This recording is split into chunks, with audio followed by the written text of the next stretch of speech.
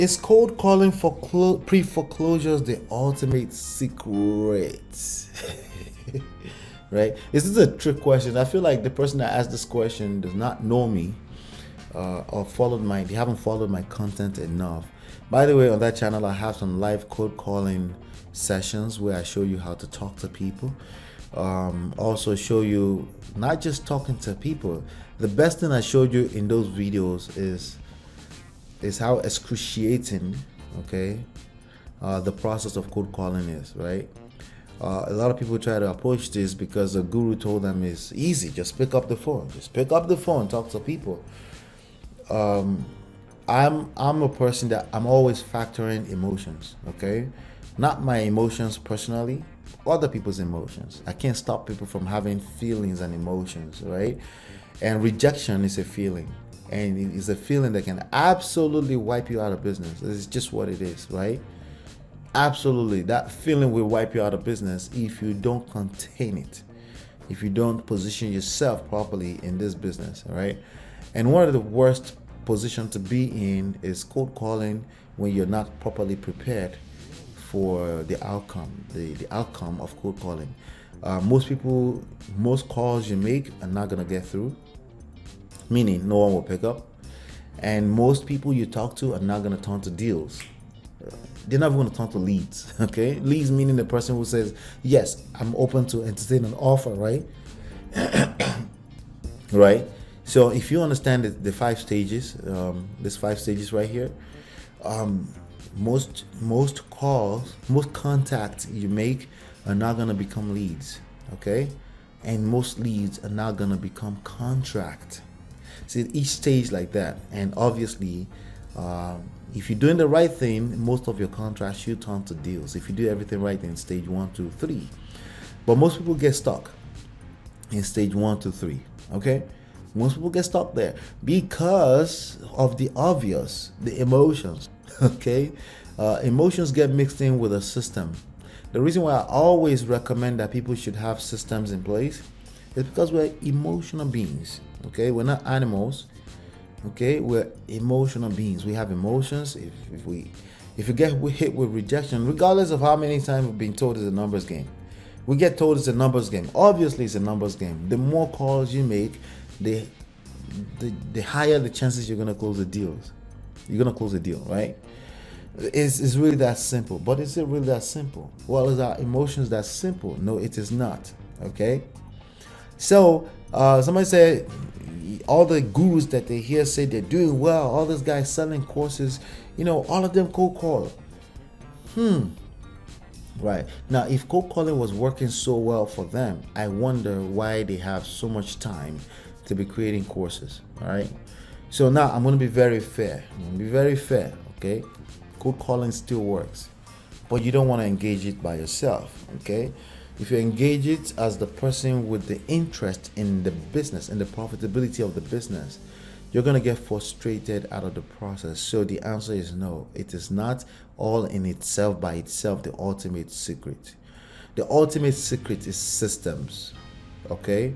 Now, what systems, what is the marketing strategy in the system is a different question. Is it email marketing? Is it text messages? SMS, right? Is it postcards? Is it any of the strategies out there? Text message, anything, right? Or what we're talking about here, cold calling, right? So personally, I don't teach cold calling because it's not. I feel like they're definitely easier and more optimized way to run a business as a single one-man business person that's getting started as a newbie. Right. The idea is not necessarily, it's not cold calling's fault. It's about pre-qualification of your ideal lead, right? So if there's no leads in your business, there's simply not going to be deals. As you can see, it's the 3rd stage. Deals happen effortlessly. Once you take care of stage 1, 2, 3, 4, then deals will happen effortlessly. Okay, so the idea is, how are you pre-qualifying people? Are you bringing the job mindset into the game of wholesaling real estate or real estate money from home? Are you bringing that job mindset, or you're thinking leverage? See, job mindset does not factor in leverage, because you happen to be the leverage, right? The person that hired you as the leverage. You're the leverage. Does that make sense? Right? They hired you because they leverage their money to buy your time, so you can do the things they don't have to do. Now they have their time open for more important and more profitable activities, right? It's the same thing. So when people approach this game of real estate with a mindset of just much more work, it's no wonder why most of them get frustrated out of the business. It's just what it is, right? So, but if you want to understand this game, yes, you could still apply cold calling as a strategy, but it cannot be you doing it. You're going to get frustrated out of it. Now, if you can pay an assistant, a virtual assistant, $5, $6 an hour, $10 an hour, $4 an hour, right? Whatever you can, if you can afford to pay that, then that's entrepreneurship. And by the way, not everyone is designed to be an entrepreneur. It's not for everyone, because again, entrepreneurship, relationship and entrepreneurship, those two things, right? Let me stop with the relationship. Marriage and entrepreneurship will test your faith, right? You think you're strong? Engage those two things. They will test your faith. Now, most people are going to be married, so I'm going to go ahead and just say entrepreneurship. Entrepreneurship is the idea of you're not going to get paid next Friday. Okay? You're not going to get paid next Friday. You don't know when you're going to get paid. So your faith is required in the beginning. And by the way, if the market crashed, recession happened, or something happened to your business in between, your faith will be tested at a higher level, because you get into this space where you question everything that you've ever believed in, including some of the stuff you've done in the past. It's an ongoing, constant battle. Okay? The ultimate secret is systems. You could choose any strategy you want. You could start knocking on doors. If you can afford to pay people to do all those door knockings, if you can afford leverage in any strategy you choose, if it makes sense to you, if you really like that strategy that bad enough, but the secret is being able to pay other people to do it, not you doing it, you're going to get frustrated. It's same to go for every other strategy, including YouTube videos, right? If you're going to put out video every day, you're not paying people to help you with this, you're going to get frustrated out of the process. And that's the part that people don't get when it comes to entrepreneurship and running your own business in general. Now, obviously, you have to start a certain way. So what I'm telling you is that you want to pick a strategy that's closest to whatever that you can see yourself doing over and over. Even if you don't get paid in the next week, in the next 2 weeks, in the next 3 weeks, chances are you're not going to get paid in the next 90 days.